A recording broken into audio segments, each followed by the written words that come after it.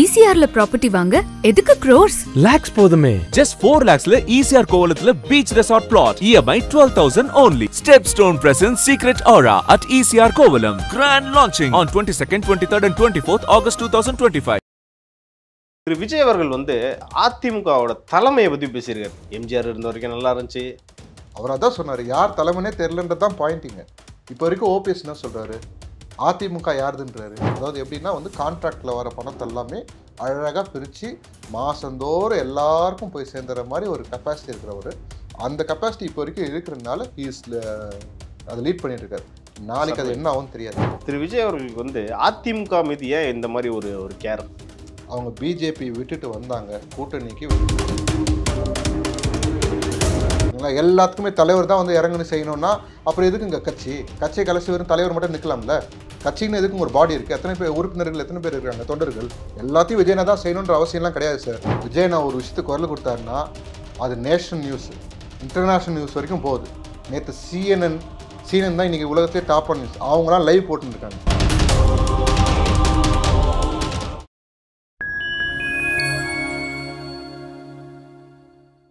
Fine time media நேயர்களுக்கு வணக்கம். நான் தேவராஜன். இன்று நம்மோடு இணைந்திருப்பவர் தமிழ்நாடு இளைஞர் கட்சியின் பொதுச் செயலாளர் திரு லோகேஷ் அவர்கள். வாருங்கள், அவரிடம் அரசியல் சார்ந்த பல்வேறு கேள்விகளை முன்வைக்கலாம். வணக்கம் சார். வணக்கம் பிரதர். இன்னைக்கு காலையில் அமைச்சர் திரு நேரு அவர்கள் சொல்லியிருக்காரு, விஜய் ஒரு தரம் தாழ்ந்த ஒரு விமர்சனத்தை பண்ணியிருக்காரு ஒரு முதல்வர் மேலே அப்படின்னு சொல்லியிருக்காரு. இதை தாவேக்காவுக்கு நாங்கள் தேர்தலில் தக்க பதிலடி கொடுப்போம் அப்படின்னு சொல்லியிருக்காரு. இது தாவேக்கா எப்படி ரியாக்ட் பண்ண போகுது? தேர்தலில் தக்க பதிலடி கொடுப்பாங்களாமா? கொடுக்கட்டும். இப்போ ஏதோ ரைட்லாம் போயிட்டு இல்லை அவர் தம்பி மேலெல்லாம்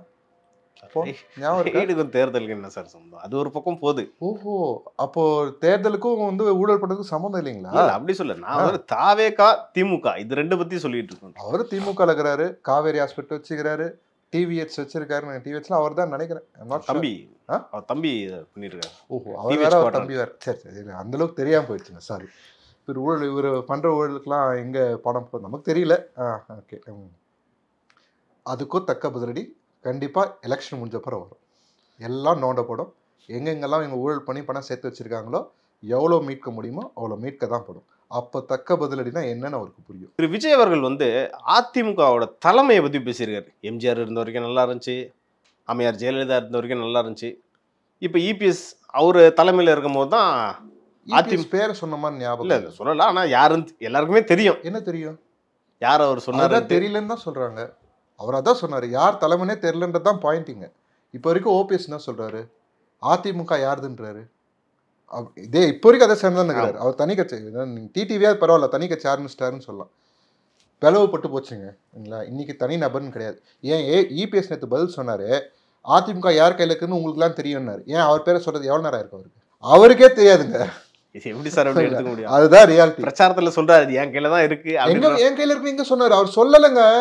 அந்த 3 நிமிஷமா இன்னும் அந்த பதில் சொன்னாரு. ஓகேங்களா, இன்னைக்கு அப்படின்னு சொல்லி ஆரம்பிச்சு ஒரு 3 நிமிஷத்துக்கு பேசினாரு. ஓகேங்களா, அவருக்கே உறுதி இல்லை. ஏன் உறுதியா என் கிட்ட தான் இருக்கு அப்படின்னு சொல்றது அவர் எவ்வளவு நேரம் இருக்கும்? சொல்லலையே. பாயிண்ட் அங்கதான் சார். தைரியமா சொல்லுங்க. முடியாது. ஏன்னா நாளைக்கு நினைச்சா வேற யாரு வேணா அங்க வருவாங்க. யார் டெல்லியில் இருக்க முதலாளி முடிவு பண்ணணும். அதுதான் சொன்னார், அடிமை அப்படின்னு, அடிமை கூட்டணி அப்படின்னு சொன்னார். அடிமையாக தானே வச்சுருக்காங்க. கூட்டணி அனௌன்ஸ் பண்ணார் அமித்ஷா. வாயை மூடின்னு தானே இருந்தார் பக்கத்தில். சிரிச்சுக்கிட்டே செய்யுங்க பார்த்துக்கலாம் அப்படின்னு சொல்லிட்டு தான் சிரிச்சுனே தானே இருந்தார். அவர் நினச்சா கூட்டணிட்டு வெளியே வரதுக்கு எவ்வளோ நேரம் ஆகும்? என் கூட்டணி சேர்ந்ததுக்கப்புறம் ஒரு ஏதோ மத சார்ந்து ஏதோ மாநாடு நடத்துனாங்க. ஓகேங்களா, பேரை வேறு ஏதோ கட்சி நடத்துனாங்க, பிஜேபி நடத்தலை, ஆர்எஸ்எஸ். ஆனால் ஆர்எஸ்எஸ் தான் நடத்துச்சு ஆக மொத்தத்தில். அதில் அண்ணாவை பற்றி பெரியார் பற்றிலாம் பேசுனாங்கல்ல, அதுக்கு கூட்டணியில் இருக்காங்க. ஓகேங்களா, கூட்டணியில் இருக்காங்க. அங்கே உட்காந்துருந்தாங்க மினிஸ்டர்ஸ். அட்லீஸ்ட் ஏஞ்சி போயிருக்காங்க. நம்ம நீங்கள் நிப்பாட்டுங்க அப்படின்னா சண்டை கூட போட தேவையில்ல. வருத்தத்தை அங்கேருந்து ஏஞ்சி போயிட்டு தெரிவிச்சிருக்கலாம். ஓகேங்களா, அதை கூட செய்யலை. அந்த அடிமை, அது பேர் தான் அடிமை. ஓகேங்களா, இன்னைக்கு வரைக்கும் அவரது தான் கண்ட்ரோலான்னு தெரியாது. இவர் இப்போ ஓவரா பேசினார்னா நாளைக்கு செங்கோட்டையன் ஆக்கலாமா, இல்லைன்னா அவர் பேர் என்ன, கோயம்புத்தூர்ல இன்னொருத்தர் இருக்காரு, கோயம்புத்தூர்ல இருக்க அவர் முன்னாள் அமைச்சர் திரு வேலுமணி, முன்னாள் அமைச்சர் வேலுமணி ஆக்கலாமா? ஒரு கன்ஃபியூஷன்லேயே தான் போயின்னு இருக்கு. யார் இருப்பாங்கன்னே தெரியாது சார். ஓகேங்களா, எடப்பாடியார் பிடிச்சி வச்சிருக்கிறாரு தன்னோட பண விநியோகம் பண்ணுற திறமையினால.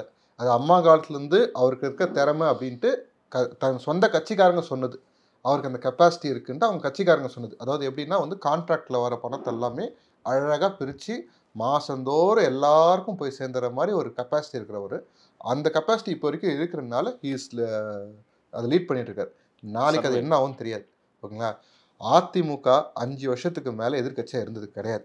ஓகேங்களா? இந்த எலெக்ஷன் அவருக்கு வாழ்வா சாவா. ஓகேங்களா? இந்த எலெக்ஷனில் ஜெயிக்கலைன்னா சொந்த கட்சிக்காரங்களே அவரை தூக்கி போட்டுருவாங்க. நாளைக்கு ஓபிஎஸ் வருவாருன்னு சொல்ல வரல, யார் வேணால் வரலாம். ஆனால் அதுக்கப்புறம் அந்த அதிமுக நிலைமை என்ன ஆகும்? AIADMK is leader driven party. ஓகேங்களா?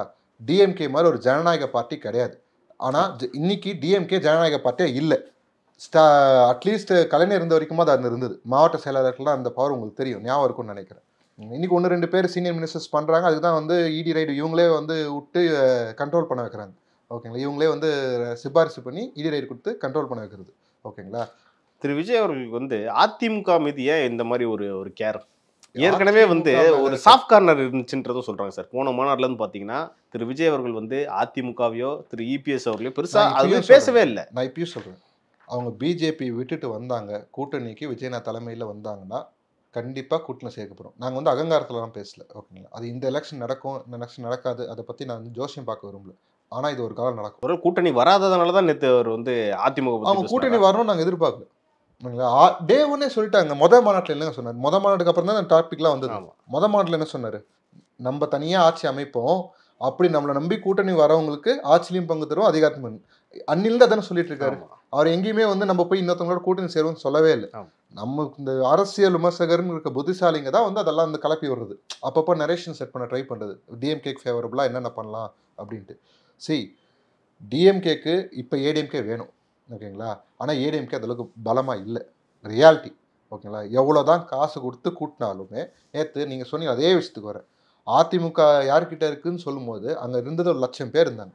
ஓகேங்களா? ஒரு பேச்சுக்கு சொல்கிறேன், 1,00,000 பேர்லாம் இல்லை, ஒரு 10,000 பேர் தான் இருந்தாங்க. ஒரு பேச்சுக்கு சொல்கிறேன், கவுண்ட்டுக்கு.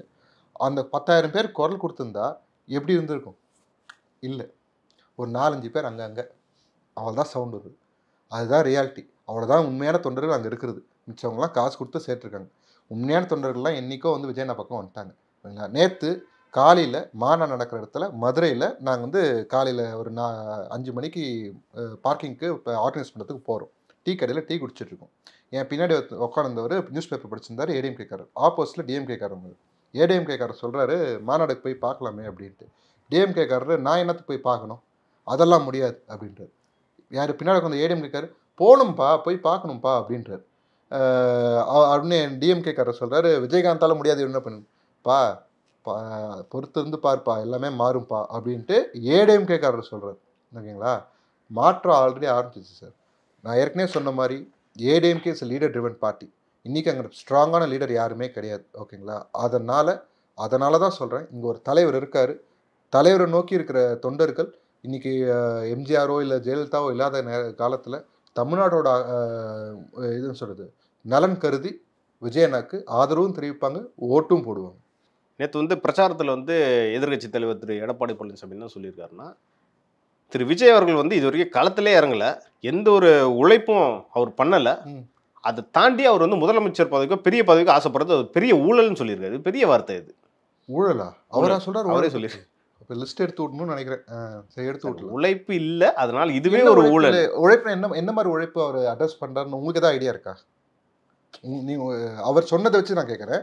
உழைப்புன்னா அவர் என்ன மீன் பண்ண வராருன்னு நான் புரிஞ்சுக்கலாமா சார்? அவர் வந்து கிராஸ் ரூட் லெவல்லேருந்து வந்திருக்கவர், வியாபாரம் பண்ணின்னு இருந்தார். ஓகேங்களா? கிராஸ் ரூட் லெவலில் ஒன்றும் அடிப்பட்ட தொண்டனாலாம் இல்லை, உண்மை சொல்கிறோம், தொண்டனாலாம் இல்லை அவர். ஓகேங்களா? கான்டாக்ட் எடுத்துருந்தார் அவர். ஓகேங்களா? அதுக்கப்புறம் வந்து எம்எல்ஏ இப்போ நிற்கிறதுக்கு வாய்ப்பு கிடச்சி எம்பியாக இருந்து. ஓகேங்களா? அவர் ஒன்றும் அடிமட்ட தொண்டை வந்து ஸ்டேஜ் பை ஸ்டெப் போஸ்டிங் வாங்கிட்டுலாம் வரல. ரியாலிட்டி பேசணும். அடிமட்ட தொண்டனாலாம் இல்லை, சொல்லிக்க விளம்பரம் பிராண்டிங் பண்ணிக்கிறது அந்த மாதிரி. ஆனால் அதெல்லாம் கிடையாது ரியாலிட்டி. என்ன உழைப்புனா வேற என்ன உழைப்பு? ஓகே, இப்போ விஜயனாவும் வந்து அவர் கட்சியில் வந்து ஒரு ஒன்றியத்தில் போயிட்டு அங்கேருந்து படிப்படியாக மேலே வரணுன்றாரா? மக்களை போய் பாருங்க, மக்களை கீழே இறங்குங்க. எந்த ஒரு வெள்ளத்துக்கும் திரு விஜய் அவர்கள் இறங்கினதை பார்த்தது இல்லை யாரும். புயல் வந்ததுக்கு பார்த்தது கிடையாது. மக்கள் நல பணிக்கு என்ன பண்ணியிருக்காரு? மக்கள் மன்றம் நடத்துறாரு. நான் என்ன கேட்குறேன், எல்லா வெள்ளத்துக்கும் எல்லா புயலுக்குமே ஸ்டாலின் அவரும் எடப்பாடி அவரும் ஒவ்வொரு தடவையும் களத்துல நின்று அந்த வெள்ளம் கிளியர் ஆகுற வரைக்கும் எல்லாத்தையும் ஏற கட்டி இருங்க பேசுவோம் செஞ்சு முடிச்சுட்டு தான் வீட்டுக்கு போறாங்களா? ஃபோட்டோ ஷூட் எடுக்கிறதுக்கு வருவாங்க, ஓகேங்களா? ரியாலிட்டி பேசுவோம். ஃபோட்டோ ஷூட் எடுக்க வருவாங்க. அவங்க வரும்போது தான் அவங்க கட்சிக்காரங்க சும்மா கூட நிற்பாங்க. அவங்க வீட்டுக்கு போனதுக்கப்புறம் அவங்க கட்சிக்காரங்க கூட இருக்க மாட்டாங்க, ஓகேங்களா? ரியாலிட்டி. ஆனால் ஒவ்வொரு வெள்ளத்துக்கும் புயலுக்கும் சரி, இன்னைக்கு நேற்று இல்லை, கட்சி ஆரம்பிச்சதுக்கப்புறம் இல்லை, கட்சி ஆரம்பிக்கிறதுக்கு முன்னாடி இந்த 2015 ஏன்னா நாங்களாம் களத்தில் இருந்தவங்க, எங்களுக்கு தெரியும்.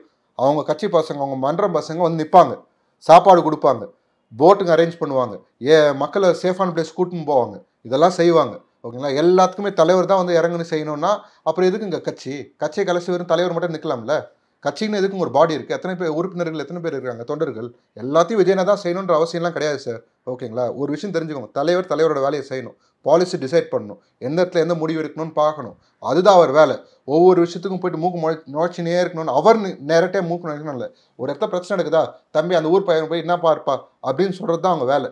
அதுவும் அவர் டேரெக்டாக சொல்லணும் அவசியம் இல்லை. அதுக்குன்னு ஒரு கட்சின்னு ஒரு கட்டமைப்பு இருக்குது, ஹைராக்கி இருக்குது. அந்த ஹைராக்கி வைஸ் தான் வருவாங்க, ஓகேங்களா?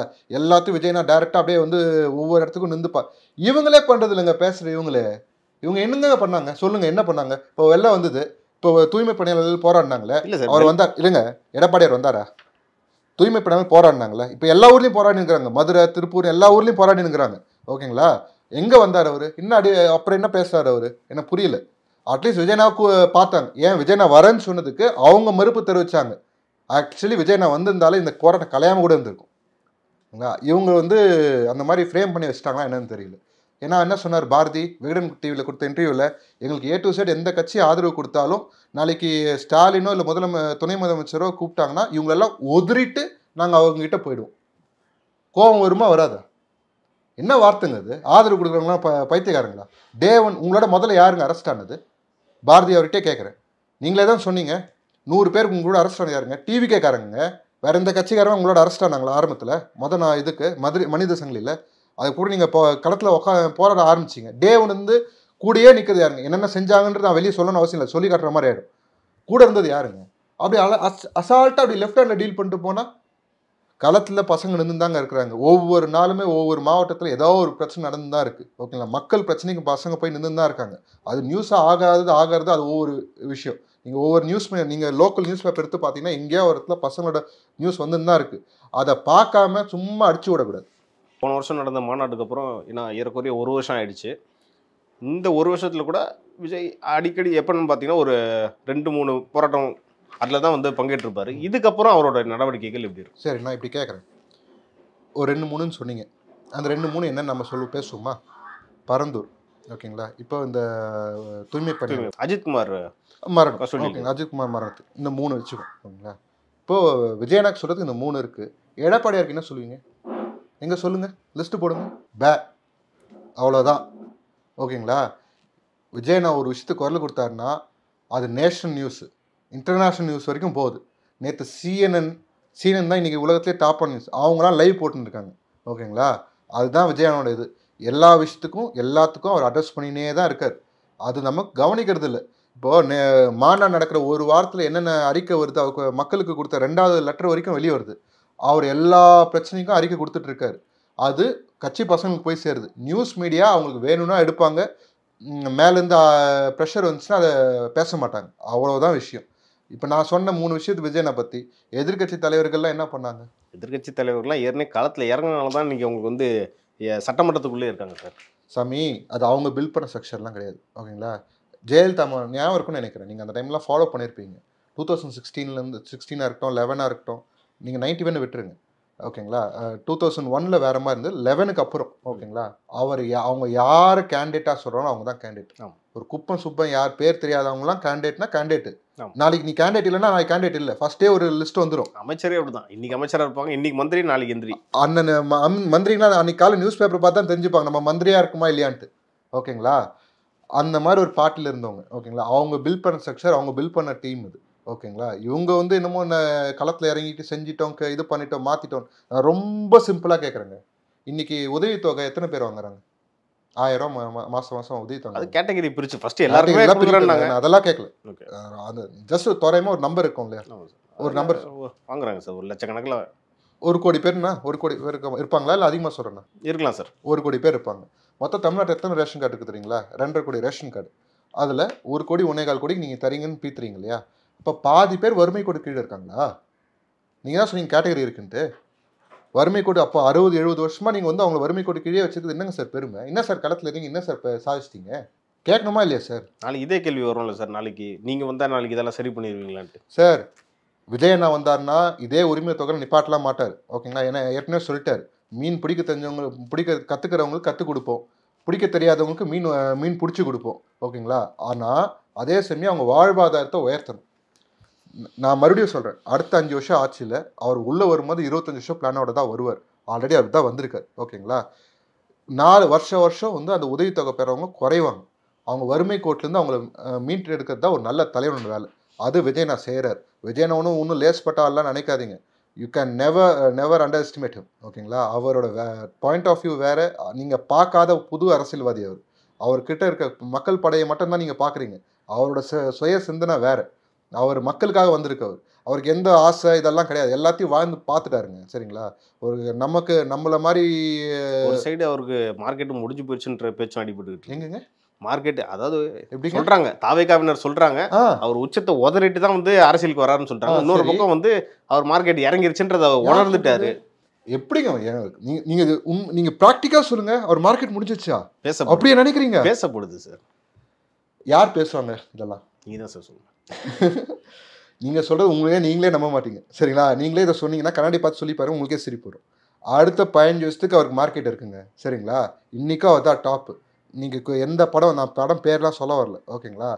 நீங்கள் பேன் இண்டியான்னு சொன்னார். ஆல்ரெடி பேன் இண்டியா ஆக்டர் தான். ஓகேங்களா? மலையாளத்தில் தமிழ்நாட்டில் எப்படி ஓப்பனிங் இருக்கோ அந்தளவுக்கு மலையாளத்தில் ஓப்பனிங், கன்னடத்தில் ஓப்பனிங், ஆந்திராலையும் அந்தளவுக்கு இருக்குது ஓப்பனிங். ஓகேங்களா? நார்த் இந்தியா வரைக்கும் ஓகேங்களா அவருக்குன்னு இருக்கிற வேல்யூ இருக்குது. அவர் இன்னைக்கு டேட்டுக்கு நீங்கள் யாரெல்லாம் பெரிய ஸ்டார்னு சொல்கிறீங்களோ தமிழ்நாட்டில் அவங்களெல்லாம் விட ஒரு இப்போ எக்ஸ்ட்ரா ஸ்க்ரீன்ஸ் தான் ஒரு படம் ரிலீஸ் ஆகுது. ஓகேங்களா? நீங்கள் வந்து இந்த மாதிரி பொய் குற்றச்சாட்டு கூட கிடையாது. பேர் வஞ்சம். என்ன சொல்கிறதுனே எனக்கு தெரியல. இன்னைக்கு அவர் மார்க்கெட்டு இழந்தெல்லாம் அரசியலுக்கு வரலன்றதை அவர் தெளிவாக சொல்லி லாங் டேர்மில் யோசிச்சிருக்கிறதா சொல்கிறாங்க சார்.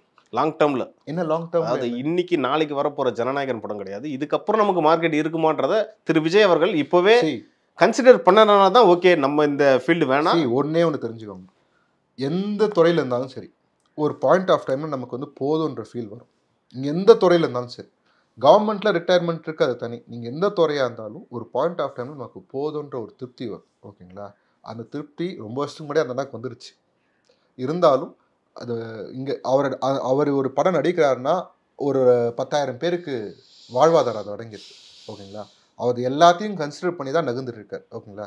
அவருக்கு இன்னைக்கு டேட்டுக்கு அவர் கையில் இருக்கிற பணத்தை வச்சு இன்னும் ஒரு 30 தலைமுறைக்கு நிம்மதியாக 5 ஸ்டார் வாழ்க்கை வாழ முடியுமா? வாழ முடியாதா? முடியும். ஓகேங்களா? அவருக்கு என்னங்க அவசியம்? இதுக்கப்புறம் வந்து இவங்க பண்ணுற மாதிரி அதுவும் இந்த ஊழல் பிரச்சாரங்கள்லாம் எதிர்க்கிறதுனா சாதாரண விஷயம் நினைக்கிறீங்களா? என்னென்ன வேலை பார்ப்பாங்க. ஓகேங்களா? இப்போது நீங்கள் ரொம்ப லேசாக நீங்கள் சொல்லிட்டீங்க. எனக்கு அது இருங்க, கமெண்ட்டில் செஞ்சு விடுங்க இவர். சரிங்களா? விட்டுறாதீங்க. என்ன அது எப்படி யார் அது சொல்கிறது? மார்க்கெட் இல்லாத இதுன்ட்டு அது எப்படி அந்த மாதிரி ஒரு எண்ணம் வருது? நான் இன்றைக்கும் சொல்கிறேன் சார், மறுபடியும் ரிப்பீட் பண்ணுறேன் சார். அடுத்த 15 வருஷத்துக்கு அவர் நடித்தார்னா அவர் தான் டாப். ஓகேங்களா? சூப்பர் ஸ்டார் தனி, தளபதி தான். அது அவரே சொல்லியிருக்கார். மார்க்கெட் ஷேர் இன்றைக்கி அவருக்கு தான் அதிகம். நான் இன்னும் ஓப்பனாக சொல்கிறேன் சார், நான் தலை ஃபேன் சார். ஓகேங்களா? எந்த தலை படமும் ஃபஸ்ட் ஷோ பார்க்குறேன். ஓகேங்களா? அதே சமயம் விஜய் அண்ணாக்கு நான் அரசியலில் ரசிக்கிறேன். ஓகேங்களா? நான் எல்லாருமே குழந்தையா இருக்கும்போது ரஜினி சாரை ரசிச்சிருப்பாங்க. அப்புறம் கொஞ்சம் அப்படியே அந்த அரட்ரோசர் போடுற காலத்தில் அரட்ரோசர் வந்து அந்த டீனேஜ் வர டைமில் விஜய் அண்ணாவை ரசிப்பாங்க. அந்த டீனேஜ் முடிஞ்ச அப்புறம் கொஞ்சம் அதுக்கப்புறம் வேற ஒரு தாட் ப்ராசஸ் நகரும் போது எல்லாம் மாறும். நானும் அப்படியே தான். ஓகேங்களா? எல்லாரையும் ரசிச்சா எதிர்க்க மாட்டோம், ரசிப்போம். ஓகேங்களா? விஜய் அண்ணா அவர் புரிதல் வேறுங்க. ஓகேங்களா? நீங்கள் நினைக்கிற மாதிரி வந்து நீங்கள் இந்த காமன் ஸ்டீரியோடைப் பொலிட்டீஷியனோடலாம் அவரை ஃபிக்ஸ் பண்ணவே முடியாது. He is a leader. அவர் வேற. நேற்று மாநாட்டில் நடந்த விஷயம், அப்புறம் தாவேக்காவுடைய அரசியல் நகர்வுகள் குறித்து ரொம்ப டீட்டெயிலாக பேசுனீங்க. இது குறித்து நம்ம அடுத்தடுத்த நிகழ்ச்சிகளில் இன்னும் நம்ம டீட்டெயிலாக பேசலாம் சார். நன்றி சார். நன்றி.